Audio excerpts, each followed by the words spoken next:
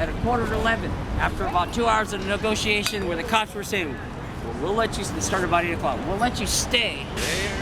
Like, hey, this is no protest. We're gonna stay anyway. And we had really good canopy, like with the aluminum poles, good support and everything. We had all our shit together here. Everything was laid out, food, electronics. We had the World Wide Web. I got to get on instantly. I was looking at myself, and then people were saying, "We want to know what you think about this and what you think about that." And it's so cool because everybody, an instant message. Cops came marching in because they said, "We'll let you stay." First, it was just the captain. 6 captains were here. The cops were all back there, right? Said, "We'll let you stay if you take the tarps down and get rid of the kitchen because it's unsanitary or whatever, you know." It's like, it's getting ready to rain. We're in San Francisco for crying out. The fog alone will just make the place wet. So they went away. We thought it was cool. Then they came. We didn't touch anything. Oh, we voted. That's right. We voted. We voted. Everybody who was here got to vote to decide whether we took them down so that we can stay the night, or we leave them up and hey, this is a protest. We're occupying this place. Come and get it. And sure the fuck, they came around that corner. There had to be at least 150 to 200. Oh my God. Full riot gear. The shields up, batons. They came marching in. They didn't chant, but they walked right through. They drove a wedge through. They came right like this. And this was all part. They marching right through the crowd. They separated us from the food, right under the tarps, right. It was a very tense moment. There was some very brave young men here and young women that were crazy. Rushed the line. They rushed the line, and they hit it so hard. If you were looking from anywhere, you could see the whole. And I was like back here, and I was saying, wait, and they, just show presence, that we will. Peacefully. They ran right at him. They went right by me. And they hit that line so hard, the whole line went like ding, like a bowling pin. And they held their line, right? They didn't draw their, there was no violence on the part of the cops. They shoved back with their batons, and those big ass kids shoved right back and knocked them, knocked a hole in their line, right? And more police came.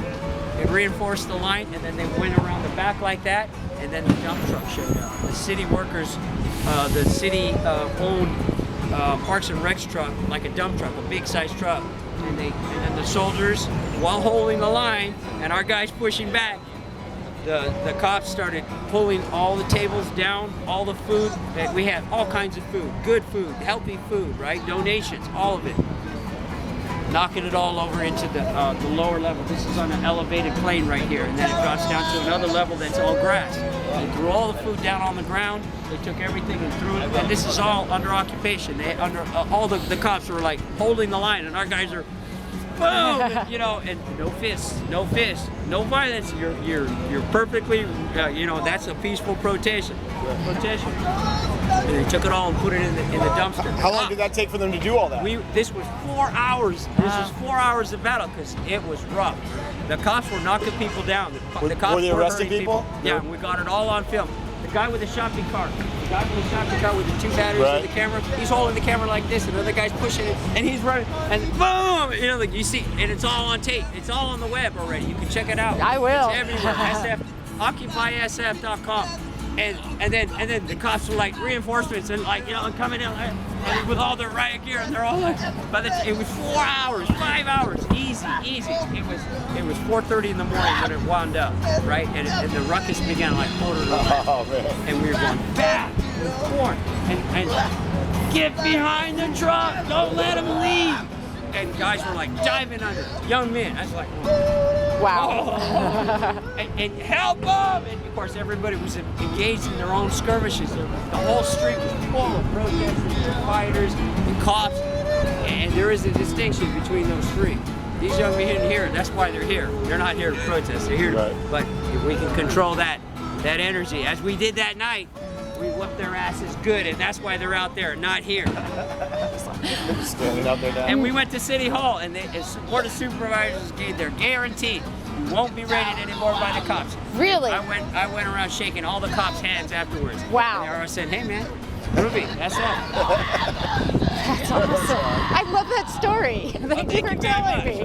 And if anybody noticed, I'm an Indian. This is about Indian land and taking care Hell of America, fucking and yeah. that's America. Yes, that is absolutely. That's why I'm Fucking here, and that's A. why I'm bringing Red Man here to feed the poor, to feed the workers, to feed them, everybody. That's what I want to see. Because we are I've been them, waiting they are all my we. life for this fucking moment. That's right, now. and we're tired of it because everybody feels exactly what we're feeling, which is, damn, I work hard all my life and you're taking money I can't even afford without you stealing it. I work hard for it, and I want to make sure that they give it back to the people, not to me, and it doesn't have to be money. It's about taking care of the homeless, the insane, the alcoholics, the drug addicts, everything, but they deserve a place to do it in off the streets.